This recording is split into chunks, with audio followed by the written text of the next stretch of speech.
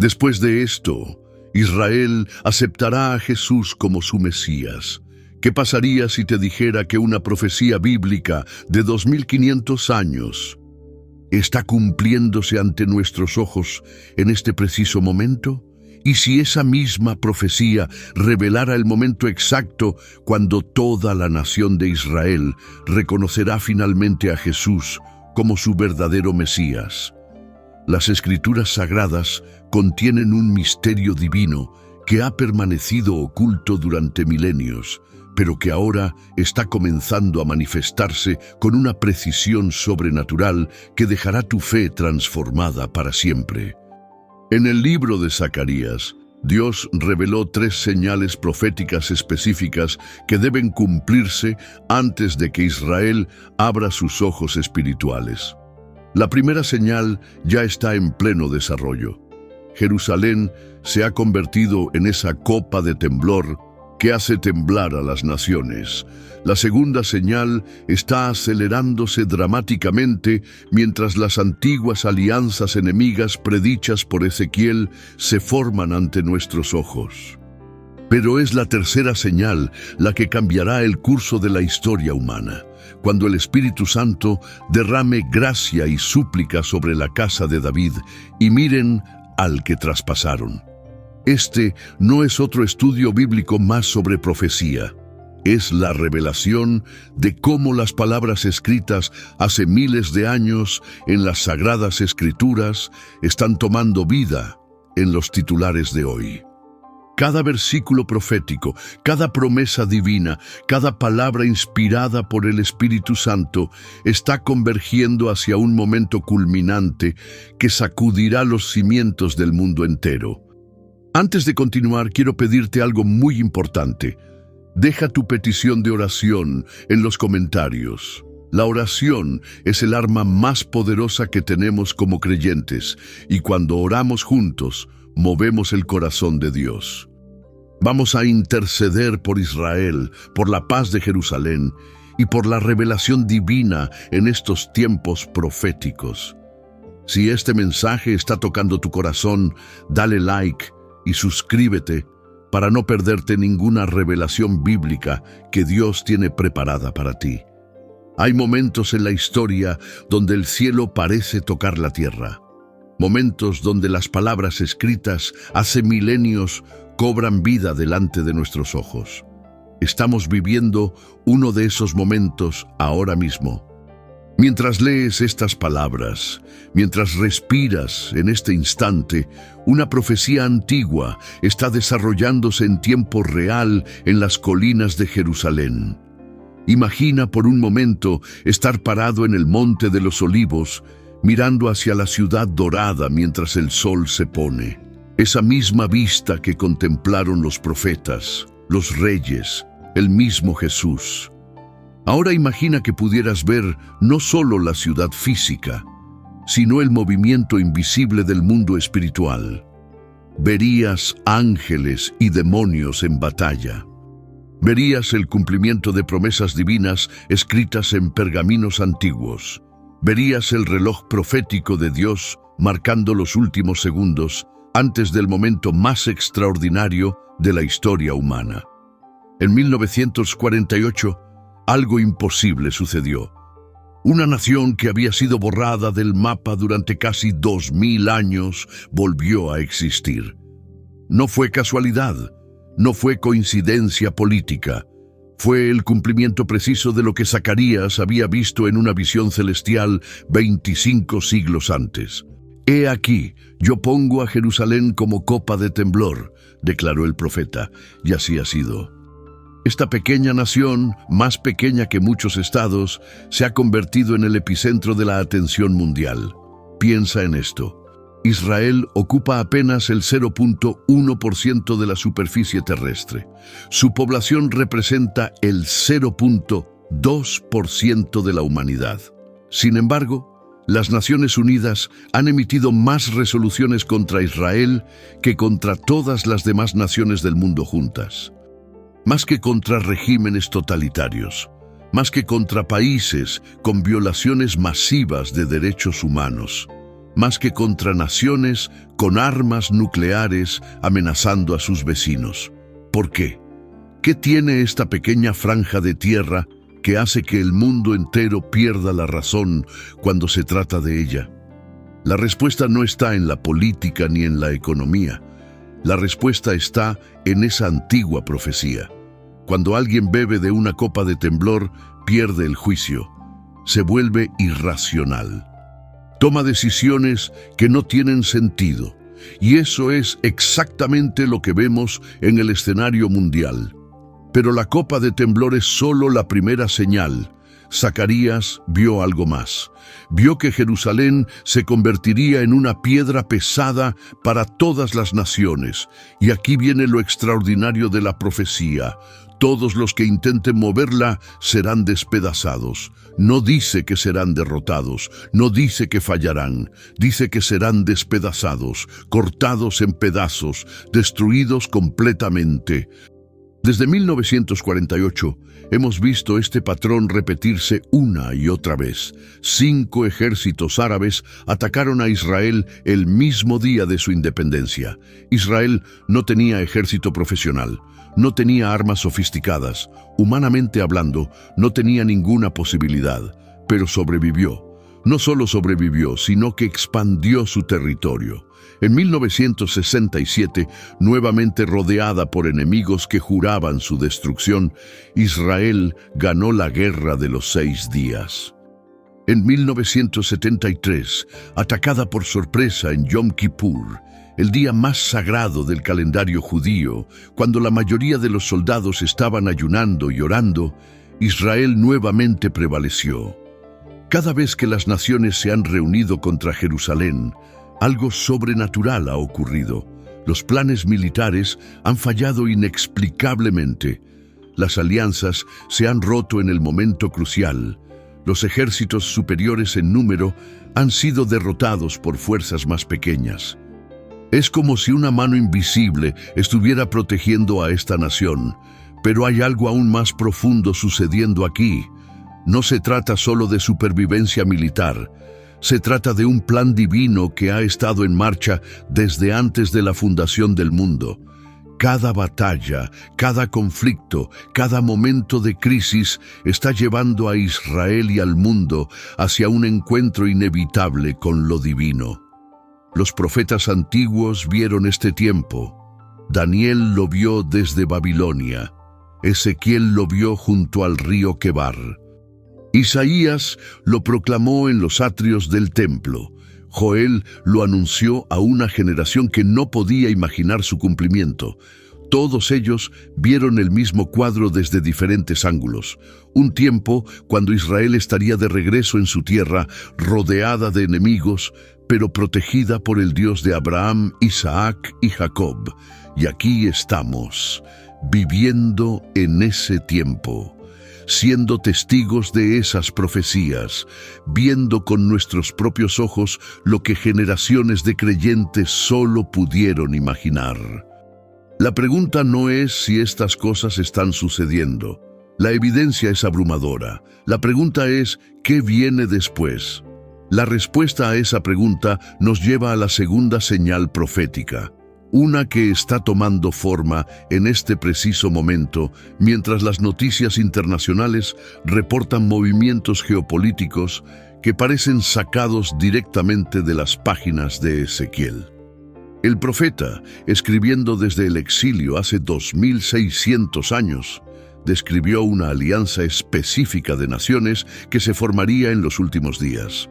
Nombró países, dio detalles geográficos, pintó un cuadro tan preciso que durante siglos los eruditos se preguntaban cómo podría cumplirse. Ezequiel habló de Gog, el príncipe de Ros, Mesec y Tubal. Los estudiosos de la profecía identifican estos nombres antiguos con el territorio de la Rusia moderna. Habló de Persia, que hoy conocemos como Irán. Mencionó a Togarmá del norte lejano, la región que hoy ocupa Turquía. Durante la mayor parte de la historia, estas 3 naciones nunca habían tenido una alianza significativa.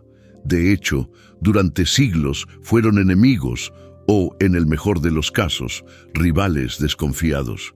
Pero algo cambió en el siglo XXI. Por primera vez en la historia documentada, Rusia, Irán y Turquía comenzaron a coordinar sus políticas en el Medio Oriente. Realizan ejercicios militares conjuntos, comparten inteligencia.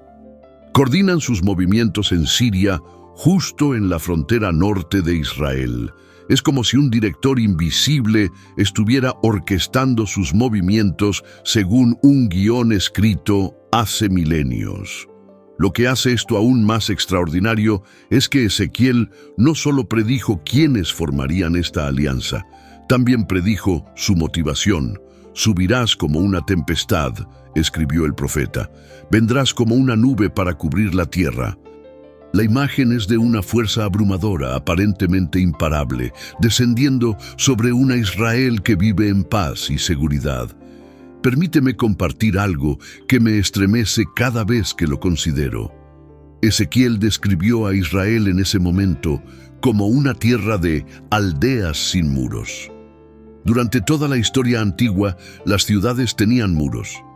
Era impensable vivir sin fortificaciones. Pero el Israel moderno es exactamente eso. Comunidades abiertas, kibutzim sin murallas, ciudades que dependen de la tecnología y la inteligencia más que de barreras físicas. Amigos míos, quiero detenerme aquí un momento porque sé que algunos de ustedes están sintiendo algo especial mientras escuchan estas palabras. Tal vez es un escalofrío, tal vez es una sensación de asombro. Tal vez es la comprensión repentina de que no estamos hablando de cuentos antiguos, sino de nuestro tiempo, nuestros días, nuestra generación. Si estás sintiendo eso, no estás solo. Miles de personas alrededor del mundo están despertando a la realidad de que somos la generación que está viendo el cumplimiento de estas profecías. Y si este mensaje está tocando tu corazón, si sientes que Dios te está hablando a través de estas verdades proféticas, te invito a que te unas a nuestra familia. Suscríbete al canal, pero más importante aún, únete a esta comunidad de creyentes que están velando y orando juntos. Comparte en los comentarios qué es lo que Dios está poniendo en tu corazón. Tu testimonio puede ser exactamente lo que otro hermano o hermana necesita escuchar hoy. Volvamos a la profecía, porque lo que viene después es aún más impresionante. Ezequiel no solo vio la formación de esta alianza y su ataque contra Israel, vio su destrucción sobrenatural. En aquel día, declaró el Señor a través del profeta, habrá gran temblor en la tierra de Israel. Terremotos, confusión, pánico entre los invasores. Los aliados se volverán unos contra otros. Plagas devastadoras caerán sobre los ejércitos invasores. La descripción es tan vívida, tan específica, que algunos estudiosos modernos han sugerido que Ezequiel estaba describiendo una guerra nuclear. Habla de fuego y azufre cayendo del cielo, de carnes que se consumen mientras los soldados aún están de pie, de una destrucción tan completa que Israel necesitará 7 meses para enterrar los muertos y 7 años para limpiar el campo de batalla. Pero aquí está la parte más importante de toda esta profecía. Dios dice que hará esto para que las naciones sepan que yo soy el Señor. No es solo sobre la supervivencia de Israel, es sobre la revelación del Dios de Israel al mundo entero. Es sobre un momento cuando la intervención divina será tan obvia, tan innegable, que incluso los escépticos más endurecidos tendrán que reconocer que hay un Dios en los cielos que guarda sus promesas. Imagina ese momento, los noticieros del mundo reportando una victoria imposible. Los analistas militares sin poder explicar cómo ejércitos superiores fueron derrotados sin que Israel disparara un solo misil. Los científicos tratando de entender fenómenos naturales que desafían toda explicación. Y en medio de todo eso, Millones de personas alrededor del mundo cayendo de rodillas, reconociendo que el Dios de la Biblia es real y está activo en los asuntos humanos. Este será el catalizador para la tercera y más gloriosa señal profética. Porque cuando Israel vea que su supervivencia no se debió a su fuerza militar ni a sus alianzas políticas, sino a la intervención directa del Dios de sus padres, algo comenzará a cambiar en el corazón de la nación. Las escamas comenzarán a caer de sus ojos. Los velos que han cubierto su entendimiento durante 2000 años comenzarán a levantarse. Y entonces vendrá el momento más dramático desde la resurrección de Cristo. El momento cuando una nación entera, en un día, nacerá de nuevo. Ese momento está descrito con una precisión que quita el aliento en Zacarías capítulo 12, versículo 10. Las palabras son tan sagradas, tan cargadas de significado profético, que casi tiemblo al compartirlas. Y derramaré sobre la casa de David y sobre los habitantes de Jerusalén espíritu de gracia y de súplica, y mirarán a mí, a quien traspasaron, y llorarán como se llora por hijo unigénito. Detengámonos aquí porque cada palabra de esta profecía es como una joya multifacética que refleja luz desde diferentes ángulos. Primero, nota que Dios dice, derramaré. No es un goteo, no es una llovizna, es un derramamiento, como cuando se rompe una represa y las aguas contenidas durante siglos finalmente fluyen con poder incontenible. ¿Y qué derramará? Espíritu de gracia y de súplica. Gracia, el favor inmerecido de Dios. Súplica, la oración profunda que brota de un corazón quebrantado. Durante 2000 años, un velo espiritual ha cubierto los ojos del pueblo judío respecto a la identidad de su Mesías, no por falta de evidencia, no por falta de profecías cumplidas, sino porque así lo determinó el plan soberano de Dios para que la salvación llegara a los gentiles. Pero cuando ese espíritu sea derramado, algo sobrenatural ocurrirá. Mirarán a mí, a quien traspasaron. El hebreo aquí es fascinante. La palabra para mirar no significa simplemente ver con los ojos físicos, significa percibir, entender, comprender profundamente. Es la misma palabra usada cuando alguien finalmente entiende una verdad que había estado oculta frente a sus ojos todo el tiempo. ¿Y a quién mirarán? A aquel que fue traspasado. Zacarías escribió esto 500 años antes de que los romanos perfeccionaran la crucifixión como método de ejecución. Los judíos ejecutaban por lapidación, no por traspaso. Sin embargo, el profeta vio con precisión divina que el Mesías sería traspasado. Sus manos, sus pies, su costado. En un instante, como un relámpago que ilumina el cielo nocturno, millones de judíos alrededor del mundo comprenderán simultáneamente la verdad. Verán que cada Pascua que celebraron señalaba a Él, que cada sacrificio en el templo era una sombra de su sacrificio, que cada profecía mesiánica encuentra su cumplimiento perfecto en Jesús de Nazaret. El dolor será abrumador. Llorarán como se llora por hijo unigénito. ¿Has experimentado alguna vez ese momento cuando te das cuenta de que rechazaste algo precioso? Cuando comprendes que tenías un tesoro en tus manos y lo dejaste ir. Multiplica ese sentimiento por 2000 años de rechazo nacional. El lamento será tan profundo, tan generalizado, que Zacarías lo compara con el luto por Hadad Rimón en el valle de Meguido, refiriéndose al lamento nacional más grande en la historia de Israel hasta ese momento. Pero aquí está la belleza de la gracia divina. Ese mismo lamento se convertirá en el portal hacia el gozo más grande. Porque el Dios de Israel no es un Dios que guarda rencor. Es un Dios que ha estado esperando este momento con paciencia infinita. Como el padre del hijo pródigo, ha estado mirando el horizonte cada día, esperando el regreso de sus hijos. Pablo, el apóstol judío que entendió este misterio mejor que nadie, escribió palabras que resuenan a través de los siglos. Si su caída es la riqueza del mundo, cuánto más su plena restauración. Piensa en eso. Cuando Israel rechazó a su Mesías, la puerta de salvación se abrió para los gentiles. Billones de almas han sido salvadas. Naciones enteras han sido transformadas. La civilización occidental se construyó sobre fundamentos judeocristianos. Pero si el rechazo de Israel trajo tal bendición al mundo, ¿qué traerá su aceptación? Pablo lo dice claramente: vida de entre los muertos.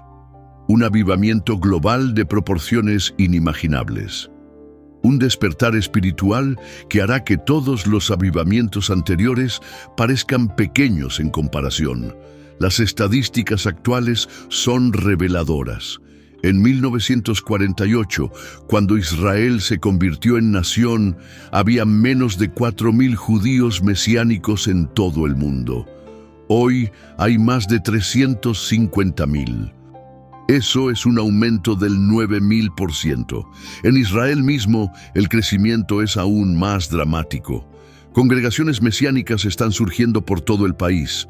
Jóvenes israelíes están descubriendo a Yeshua, Jesús, a través de las escrituras hebreas.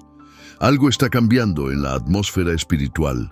Como la brisa que precede a la tormenta, podemos sentir que algo grande está por venir. Los rabinos en Israel están estudiando las profecías mesiánicas con nueva intensidad. El capítulo 53 de Isaías, conocido como el capítulo prohibido, porque describe tan claramente los sufrimientos del Mesías, está siendo leído por judíos curiosos que buscan respuestas. Queridos amigos, si han llegado hasta aquí en este mensaje, es porque el Espíritu Santo está obrando en sus corazones. No es casualidad que estén escuchando estas verdades proféticas en este momento de la historia. Dios está preparando a su pueblo para los eventos más extraordinarios desde la resurrección de Cristo. Y ustedes, querida familia, son parte de este plan divino. Sus oraciones por Israel importan. Su amor por el pueblo judío es parte del corazón de Dios. Por eso les pido con todo mi corazón que se unan a esta misión. Suscríbanse al canal no solo para recibir notificaciones, sino para ser parte de un ejército de intercesores que están orando por el cumplimiento de estas profecías. Compartan sus testimonios en los comentarios. Cuéntenos cómo Dios está usando estos mensajes en sus vidas. Juntos somos más fuertes. Juntos podemos ver el mover de Dios en nuestros días. Pero volvamos a nuestra narrativa profética, porque lo que sigue nos ayudará a entender por qué Israel aún no ha reconocido a su Mesías y qué debe suceder para que ese velo sea finalmente removido. La pregunta resuena a través de los siglos. ¿Por qué el pueblo escogido no reconoció al escogido? Tenían las escrituras, tenían las señales, tenían los milagros ante sus propios ojos. Incluso lo tuvieron caminando entre ellos, enseñando en sus sinagogas, sanando en sus calles.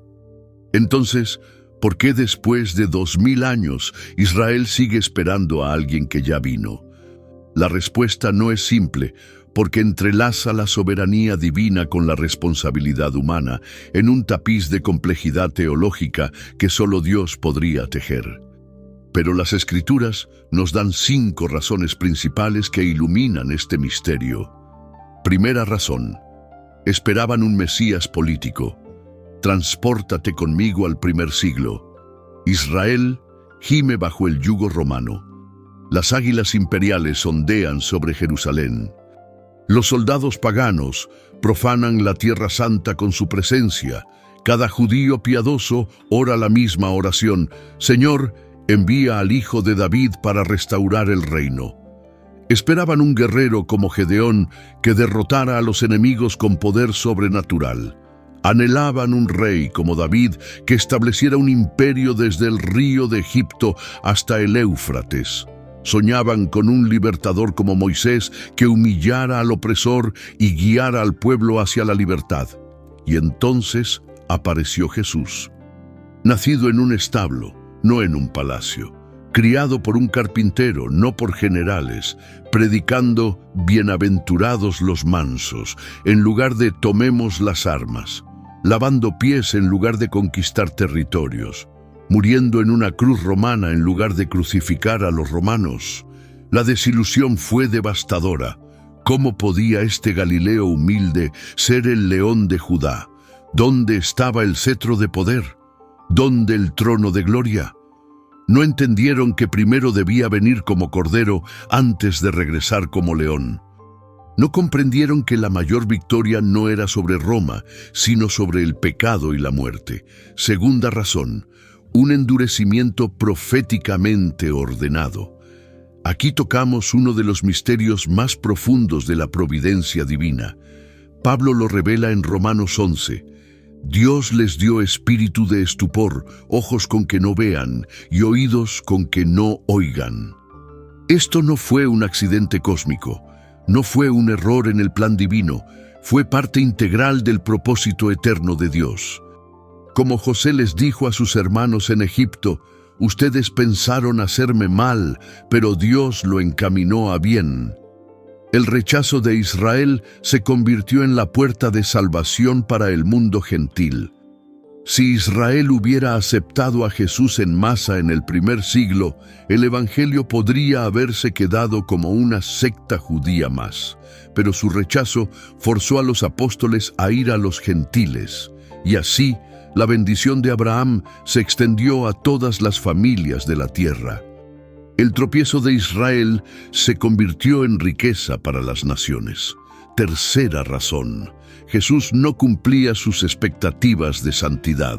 Los líderes religiosos habían construido un sistema elaborado de pureza ritual, cientos de reglas sobre qué tocar, qué comer, con quién asociarse, y Jesús parecía violar sistemáticamente cada una de sus tradiciones. Comía con publicanos y pecadores, tocaba leprosos inmundos, permitía que prostitutas lavaran sus pies con lágrimas, sanaba en sábado, perdonaba pecados con una autoridad que solo Dios podía tener.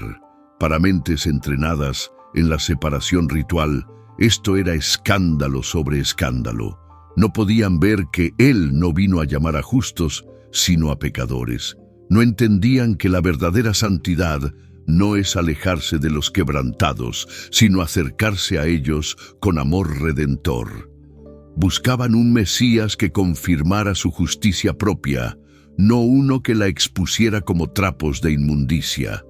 Cuarta razón, la cruz era una piedra de tropiezo. Pablo lo dice claramente: predicamos a Cristo crucificado, para los judíos ciertamente tropezadero. En la ley judía, cualquiera colgado en un madero era maldito. Deuteronomio lo establecía claramente. ¿Cómo podía el Mesías, el ungido de Dios, morir bajo maldición? No podían reconciliar la gloria prometida con la vergüenza de la cruz. No entendían que Él se hizo maldición para liberarnos de la maldición, que el madero de vergüenza se convertiría en el árbol de vida, que la derrota aparente era la victoria más grande jamás ganada. Quinta razón, el plan de Dios aún no está completo, y aquí llegamos al corazón palpitante de la esperanza profética. El rechazo de Israel no es el final de la historia, es un capítulo necesario en una narrativa más grande que culminará en gloria inimaginable. No quiero que ignoréis este misterio, escribe Pablo, que ha acontecido a Israel endurecimiento en parte hasta que haya entrado la plenitud de los gentiles. Hay un número determinado de gentiles que deben venir a la fe, un cuerpo completo de creyentes de toda tribu, lengua y nación.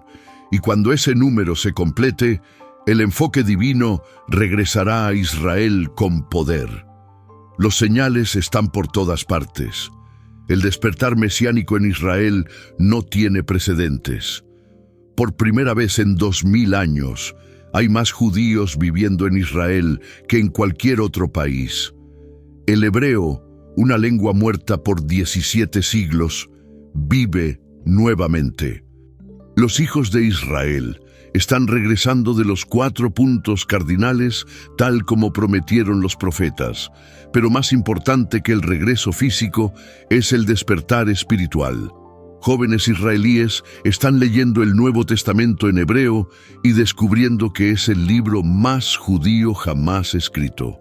Soldados en las fuerzas de defensa de Israel están teniendo encuentros con Yeshua en sueños y visiones. Rabinos están estudiando las profecías mesiánicas con nueva urgencia. El velo se está adelgazando. La hora se acerca. Y cuando llegue, cuando el Espíritu sea derramado y los ojos sean abiertos, el lamento inicial se transformará en el gozo más grande que el mundo haya conocido. Y ese gozo no será solo para Israel. Las ondas de este despertar espiritual alcanzarán cada rincón del planeta, porque existe una conexión directa entre el reconocimiento de Israel y el regreso de Cristo que pocos comprenden en su totalidad. Jesús mismo estableció esta conexión en una de sus declaraciones más solemnes. Parado ante Jerusalén, con lágrimas corriendo por sus mejillas, pronunció palabras que reverberan a través de los siglos. No me veréis más hasta que digáis: bendito el que viene en el nombre del Señor.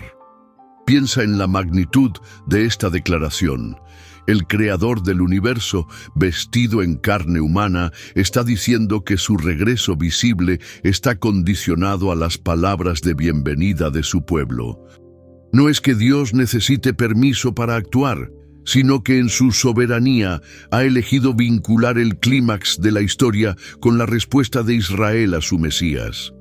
Esta no es una coincidencia teológica, es el círculo perfecto del plan redentor. El rechazo vino a través de Israel, la aceptación final también debe venir a través de Israel. La herida fue infligida cuando gritaron: «Crucifícale». La sanación vendrá cuando clamen: «Bendito el que viene». Pero, ¿qué desencadenará este cambio sísmico en el corazón nacional de Israel? Los eventos que hemos estado explorando forman una cadena profética inquebrantable. Primero, la supervivencia sobrenatural contra la coalición de Gog y Magog. Segundo, el reconocimiento innegable de que su liberación no vino por fuerza militar, sino por intervención divina. Tercero, el derramamiento del Espíritu de gracia y súplica. Cuando estos elementos converjan, sucederá algo que no tiene paralelo en la historia humana. Una nación entera nacerá de nuevo en un día. Isaías lo profetizó con asombro. ¿Quién oyó cosa semejante? ¿Quién vio tal cosa? ¿Concebirá la tierra en un día? ¿Nacerá una nación de una vez? La respuesta a estas preguntas retóricas es un rotundo sí. Cuando el Espíritu sea derramado, no será una conversión individual aquí y allá. Será un tsunami espiritual que barrerá toda la nación. Desde los kibbutz seculares del norte hasta los barrios ortodoxos de Jerusalén, desde los soldados en las fronteras hasta los niños en las escuelas, todos verán y creerán. Imagina las escenas. En Tel Aviv, conocida por su secularismo, jóvenes empresarios de alta tecnología caerán de rodillas en sus oficinas. En Jerusalén, rabinos con largos estudios talmúdicos llorarán al comprender que Yeshua es el Mesías que sus textos sagrados describían. En los hospitales, médicos y enfermeras se abrazarán mientras comprenden que el gran médico ha sido revelado. Las ondas de choque se extenderán instantáneamente por todo el mundo. Cuando los medios de comunicación comiencen a reportar que millones de judíos están proclamando a Jesús como Mesías, el impacto será devastador para el escepticismo global. Uno de los argumentos más antiguos contra el cristianismo: si Jesús era el Mesías judío, ¿por qué los judíos no creen en él?, se evaporará en un instante. Ateos militantes quedarán sin palabras. Agnósticos comenzarán a reconsiderar. Musulmanes que respetan a los profetas hebreos se verán confrontados con la realidad de que el pueblo del libro ha hablado. Budistas e hindúes, que siempre han visto el cristianismo como una religión occidental, de repente lo verán como lo que siempre fue, el cumplimiento de las promesas dadas a Abraham. Pero el impacto más profundo será en la iglesia misma. Pablo advirtió a los creyentes gentiles contra la arrogancia. No te jactes contra las ramas, no sustentas tú a la raíz, sino la raíz a ti. Durante siglos, gran parte de la iglesia ha olvidado sus raíces judías. Ha tratado a Israel como una reliquia del pasado en lugar de una clave para el futuro. Cuando Israel abrace a su Mesías, la iglesia redescubrirá su herencia hebrea. Las fiestas bíblicas cobrarán nuevo significado. La Torá será estudiada no como ley muerta, sino como fundamento vivo. La unidad entre judío y gentil en el Mesías, el un nuevo hombre del que habló Pablo, finalmente se manifestará en su plenitud.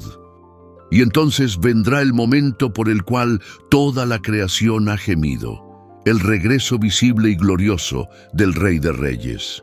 Los cielos se abrirán, la trompeta sonará, y aquel que ascendió desde el monte de los olivos descenderá al mismo lugar, pero esta vez no como siervo sufriente, sino como rey conquistador. Las profecías son claras, sus pies tocarán el monte de los olivos, y la montaña se partirá en dos.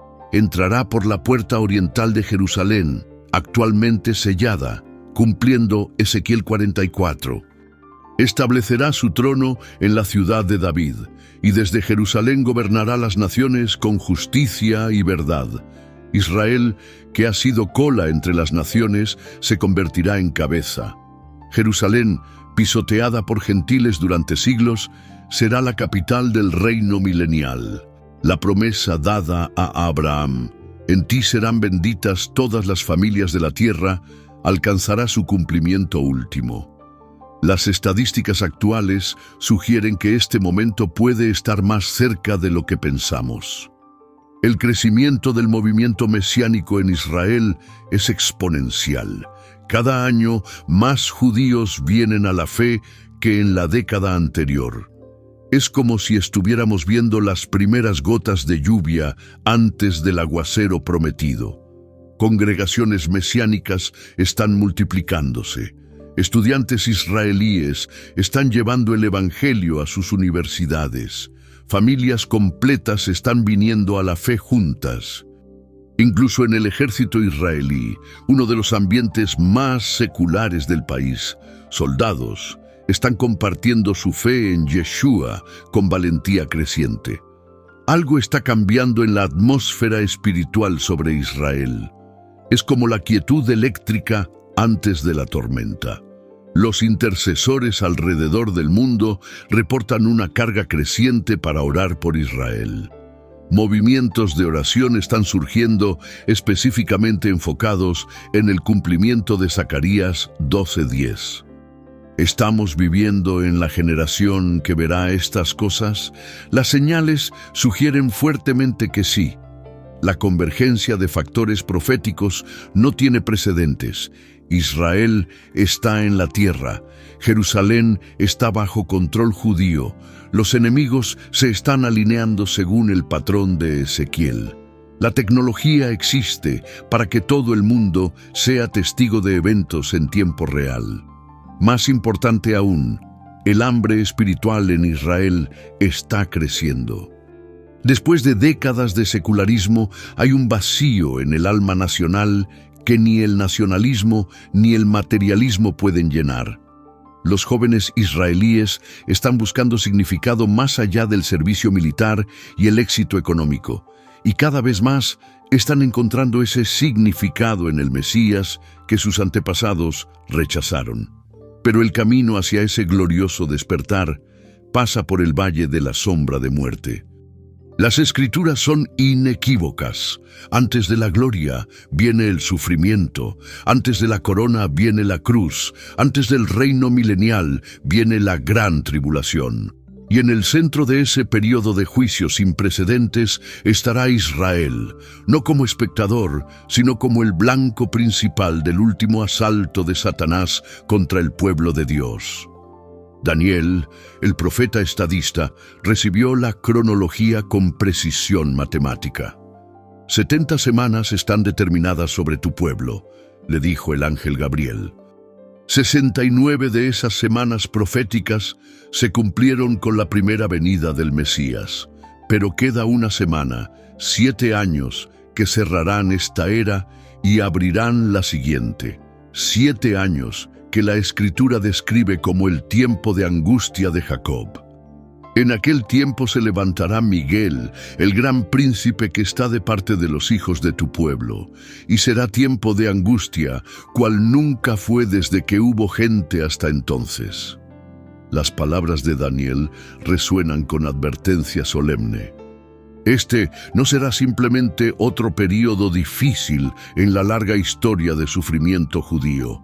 Será la culminación de todo el odio satánico acumulado contra el pueblo escogido. El detonante será un pacto, un acuerdo que parecerá traer la paz que Israel ha buscado desde su renacimiento moderno. El hombre que lo proponga aparecerá como el estadista más brillante de la historia. Resolverá lo que décadas de diplomacia no han podido. Traerá soluciones que parecerán geniales en su simplicidad y justas en su aplicación. Y por otra semana confirmará el pacto con muchos, profetizó Daniel. Este hombre, a quien las Escrituras llaman el Anticristo, no vendrá con cuernos y tridente. Vendrá como ángel de luz, como pacificador, como el líder que el mundo desesperadamente necesita. Israel, cansado de guerras y amenazas existenciales, verá en él la respuesta a sus oraciones por seguridad. El pacto probablemente incluirá garantías de seguridad respaldadas por poder militar real. Permitirá algo que los judíos religiosos han soñado durante 2000 años: la reconstrucción del templo y la restauración del sistema sacrificial. Imagina la euforia en Israel cuando se coloque la primera piedra del tercer templo. Imagina las lágrimas de gozo cuando el primer sacrificio ascienda desde el altar después de 2 milenios. Por 3 años y medio parecerá que la edad dorada ha llegado. Israel prosperará como nunca antes. El turismo explotará cuando millones vengan a ver el templo reconstruido. La economía florecerá bajo la paz garantizada. Será un tiempo de construcción, crecimiento y aparente bendición divina. Pero en la mitad de la semana, la máscara caerá. A la mitad de la semana hará cesar el sacrificio y la ofrenda, continúa Daniel. En un momento que choqueará al mundo, el protector de Israel se revelará como su mayor enemigo. Entrará en el lugar santísimo del templo y cometerá la abominación última: declararse Dios. Pablo lo describe con escalofriante claridad: el cual se opone y se levanta contra todo lo que se llama Dios o es objeto de culto, tanto que se sienta en el templo de Dios como Dios, haciéndose pasar por Dios. Este no será un acto político, sino una declaración de guerra espiritual. Será la repetición final y más blasfema del pecado original: la criatura queriendo usurpar el lugar del Creador. La reacción de Israel será inmediata y visceral. El pueblo que dio al mundo el Shema: oye Israel, el Señor nuestro Dios, el Señor uno es, no puede tolerar tal blasfemia. El despertar será brutal. Comprenderán que han sido engañados por el maestro del engaño, que su paz era falsa, que su protector es su destructor, y entonces comenzará la persecución.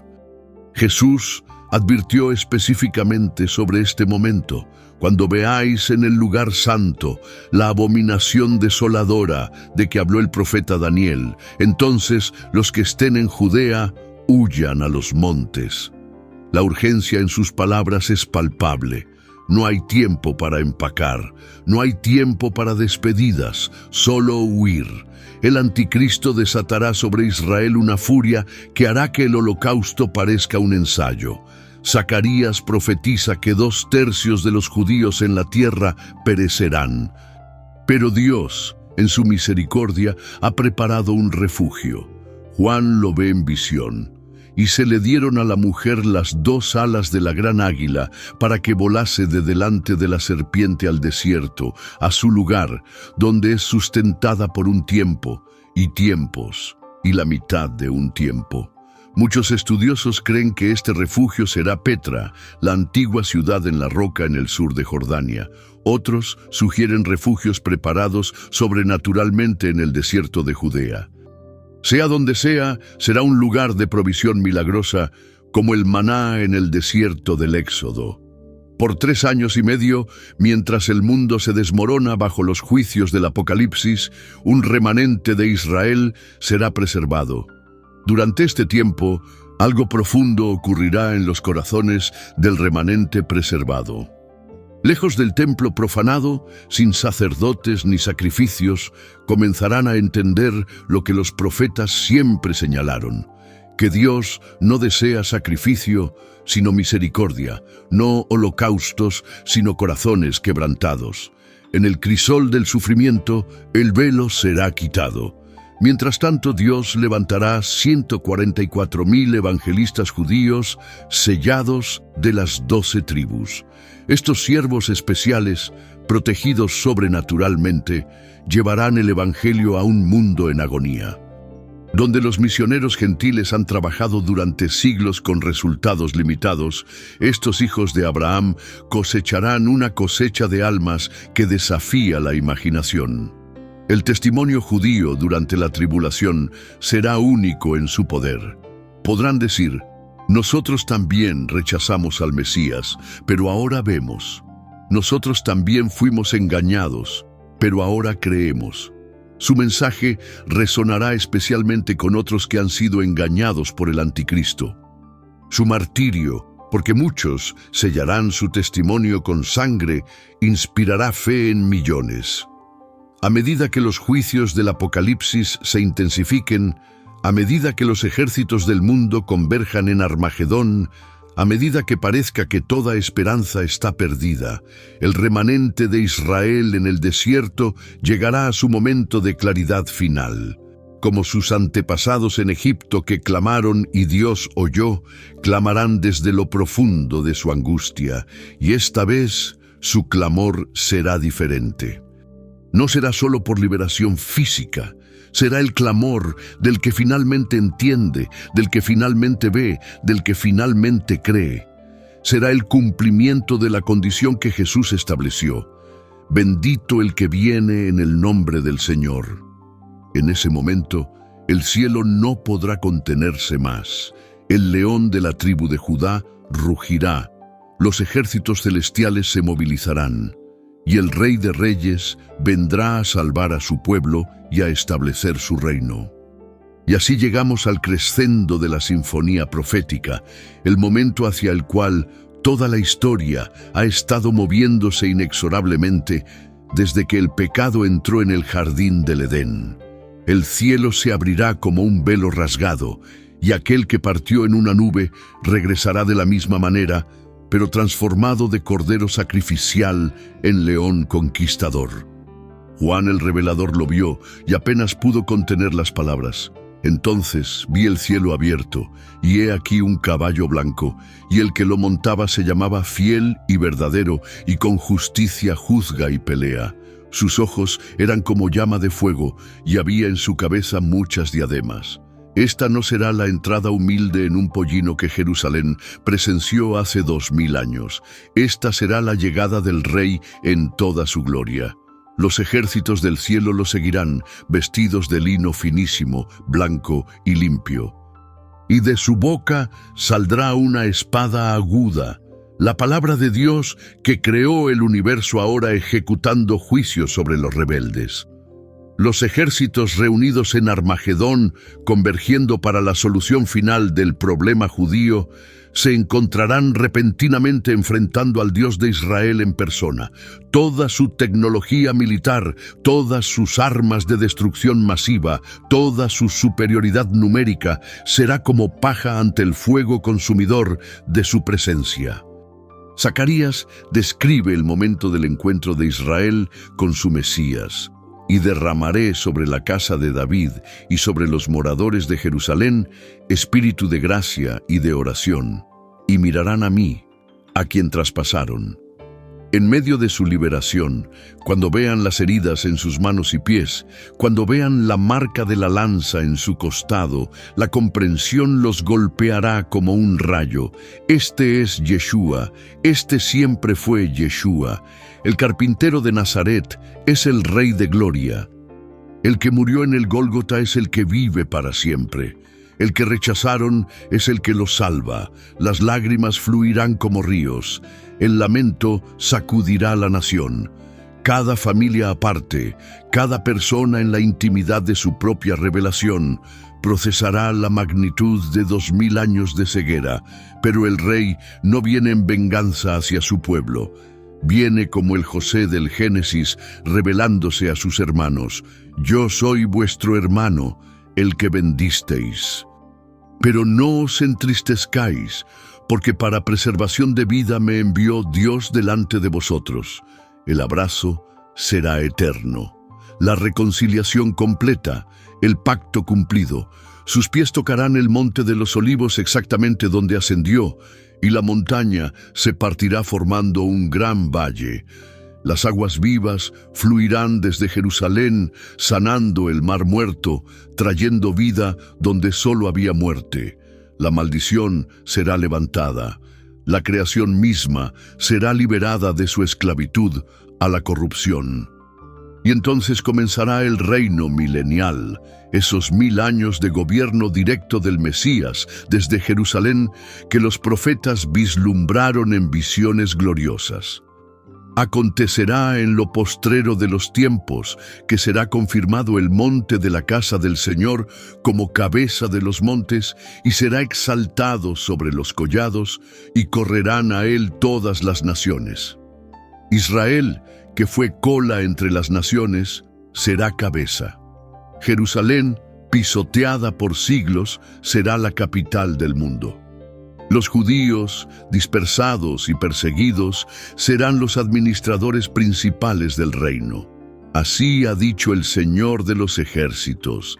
En aquellos días acontecerá que 10 hombres de las naciones de toda lengua tomarán del manto a un judío diciendo: iremos con vosotros, porque hemos oído que Dios está con vosotros. El templo milenial, descrito en detalle por Ezequiel, será construido, pero no será como los templos anteriores, porque la gloria de Dios lo llenará de manera visible y permanente. Los sacrificios serán memoriales, mirando hacia atrás a la cruz como los del Antiguo Testamento miraban hacia adelante. Cada fiesta, cada celebración, cada aspecto de la adoración proclamará: el Mesías ha venido. Las naciones subirán año tras año a celebrar la fiesta de los tabernáculos. La ley saldrá de Sión y la palabra del Señor de Jerusalén. Los conflictos entre naciones serán resueltos no por guerra, sino por la palabra del Rey. Volverán sus espadas en rejas de arado y sus lanzas en hoces. No alzará espada nación contra nación, ni se adiestrarán más para la guerra. La longevidad será restaurada. No habrá más allí niño que muera de pocos días, ni viejo que sus días no cumpla, porque el niño morirá de 100 años. La enfermedad será la excepción, no la regla. La alegría y el gozo perpetuo coronarán las cabezas de los redimidos. Será el Edén restaurado y mejorado, porque el Rey mismo morará entre su pueblo. Pero quizás lo más glorioso de todo será la unidad final entre judío y gentil en el reino. El muro de separación, demolido en la cruz, pero reconstruido por siglos de antisemitismo y orgullo, será finalmente y permanentemente removido. Un nuevo hombre del que habló Pablo será la realidad visible. La Iglesia e Israel, la esposa y la esposa, serán uno en el Mesías. Durante 1000 años, la tierra experimentará lo que siempre debió ser. Satanás estará atado. El pecado, aunque todavía posible, será la excepción aberrante. La justicia fluirá como las aguas. El conocimiento del Señor cubrirá la tierra como las aguas cubren el mar. Será el Sabbat de la humanidad, el 7º día de descanso después de 6000 años de lucha. Y todo comenzará con ese momento cuando Israel mire a aquel que traspasaron y diga: «Bendito el que viene en el nombre del Señor». Ese momento está más cerca de lo que muchos piensan. Los relojes proféticos están sincronizados. Las piezas están en posición. El escenario está preparado. ¿Qué significa esto para nosotros que vivimos en esta generación única? Primero, somos testigos privilegiados de los movimientos finales de Dios en la historia. Segundo, nuestras oraciones por Israel y el pueblo judío tienen significado eterno. Tercero, nuestra proclamación del Evangelio al judío primeramente es más urgente que nunca. El Espíritu y la esposa dicen: «Ven». El que oye diga: «Ven». Y el Israel restaurado se unirá a ese clamor cósmico. Cuando lo hagan, cuando la condición establecida por Jesús se cumpla, los cielos no podrán contener más al Rey. Vivimos en la cúspide de la eternidad. Somos la generación del fin. No el fin de todas las cosas, sino el fin de esta era caída y el comienzo de la era gloriosa del reino. Israel es el reloj de Dios. Jerusalén es la alarma y está a punto de sonar. Maranata, ven, Señor Jesús. Tu pueblo antiguo está despertando. Tu pueblo adoptado está orando. La creación entera está gimiendo y pronto, muy pronto, el Rey regresará para hacer todas las cosas nuevas. El que comenzó la buena obra la completará. El que prometió es fiel. El que dispersó recogerá. El que hirió sanará. El que escondió su rostro lo revelará en gloria.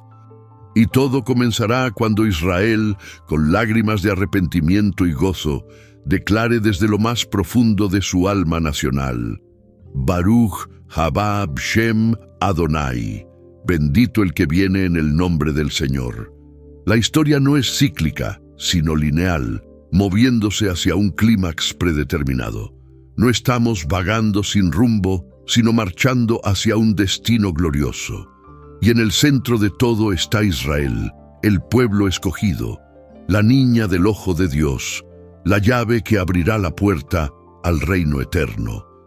Por eso oramos por la paz de Jerusalén. Por eso bendecimos al pueblo judío, por eso proclamamos que el Mesías de Israel es el Salvador del mundo, porque cuando Jacob se convierta en Israel, cuando el suplantador se convierta en príncipe con Dios, toda la tierra será llena del conocimiento de la gloria del Señor. El final de la historia ya está escrito, la victoria está asegurada, el Rey viene. Israel despertará.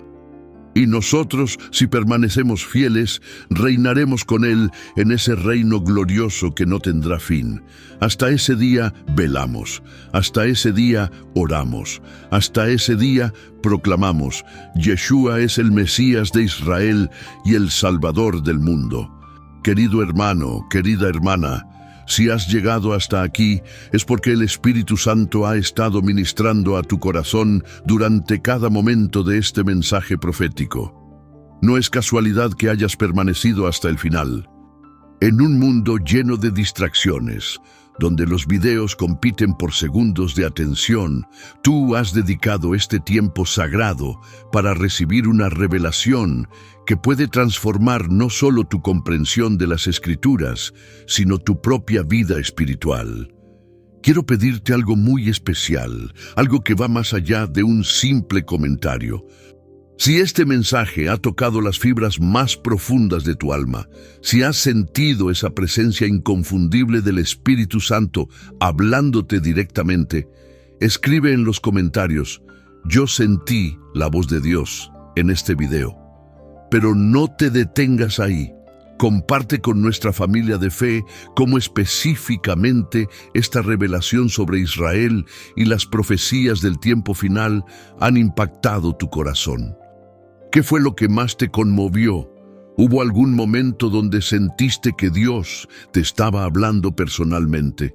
Tu testimonio puede ser exactamente lo que otro hermano necesita leer hoy. Sabemos que Dios no hace nada sin propósito. Si te ha traído a este mensaje, es porque tiene algo específico que quiere hacer en tu vida. Tal vez has estado orando por dirección, tal vez has estado buscando entender los tiempos que vivimos. Tal vez simplemente necesitabas ser recordado de que servimos a un Dios que cumple cada una de sus promesas. Sea cual sea tu situación, este no es el final, es el comienzo de algo nuevo que Dios quiere hacer en ti. Por eso, te invito a que tomes 3 decisiones importantes ahora mismo. Primero, suscríbete a nuestro canal haciendo clic en el botón de suscripción y activa la campanita de notificaciones. No queremos que te pierdas ni un solo mensaje de los que Dios tiene preparados para ti. Cada semana exploramos las profundidades de la palabra de Dios, desentrañamos misterios bíblicos y compartimos revelaciones que fortalecerán tu fe y prepararán tu espíritu para los tiempos que vienen. Al suscribirte, no solo te unes a un canal, te unes a una comunidad mundial de creyentes que están velando y orando juntos por el cumplimiento de las promesas de Dios. Segundo, dale like a este video ahora mismo. Sé que puede parecer un gesto pequeño, pero cada like es una semilla sembrada que permite que este mensaje alcance a más personas sedientas de la verdad de Dios. Imagina cuántas vidas pueden ser transformadas, cuántos corazones pueden ser tocados, cuánta fe puede ser fortalecida cuando este mensaje llegue a las personas correctas en el momento correcto. Tu like es parte del plan de Dios para expandir su reino en estos últimos días. Tercero, y esto es crucial, en tu pantalla aparecerá en unos segundos nuestro próximo video especialmente seleccionado para ti. No es coincidencia cuál video aparecerá. Hemos orado para que el Espíritu Santo guíe el algoritmo y te presente exactamente el mensaje que necesitas escuchar después de este. Puede ser sobre las señales de los tiempos, sobre las promesas de Dios para tu vida o sobre otro misterio bíblico que transformará tu perspectiva. Haz clic en él y continúa este viaje espiritual que has comenzado hoy, pero antes de despedirnos, quiero orar por ti. Padre Celestial, en el nombre poderoso de Jesús, bendigo a cada persona que ha llegado hasta el final de este mensaje. Tú conoces sus luchas, sus preguntas, sus anhelos más profundos. Te pido que lo que han recibido hoy no sea solo información, sino transformación. Que el Espíritu Santo continúe revelando las verdades proféticas a sus corazones. Que sean fortalecidos en su fe, confirmados en su esperanza y encendidos en su amor por ti y por tu pueblo Israel. Úsalos poderosamente en estos últimos días. Que sean atalayas en sus familias, intercesores en sus comunidades y testigos valientes de tu verdad. Protégelos, guíalos y prepáralos para el glorioso retorno de nuestro Rey. En el nombre de Jesús. Amén. Recuerda, no eres solo un espectador de las profecías bíblicas. Eres un participante activo en el plan de Dios para los últimos tiempos. Tu vida, tus oraciones, tu testimonio, todo tiene un propósito eterno en este momento crucial de la historia. Nos vemos en el próximo video, familia. Hasta entonces, mantén tus ojos en Israel, tu corazón en oración y tu espíritu listo porque nuestro Rey viene pronto. Maranata, Que Dios te bendiga poderosamente y te use para su gloria en estos días proféticos que estamos viviendo.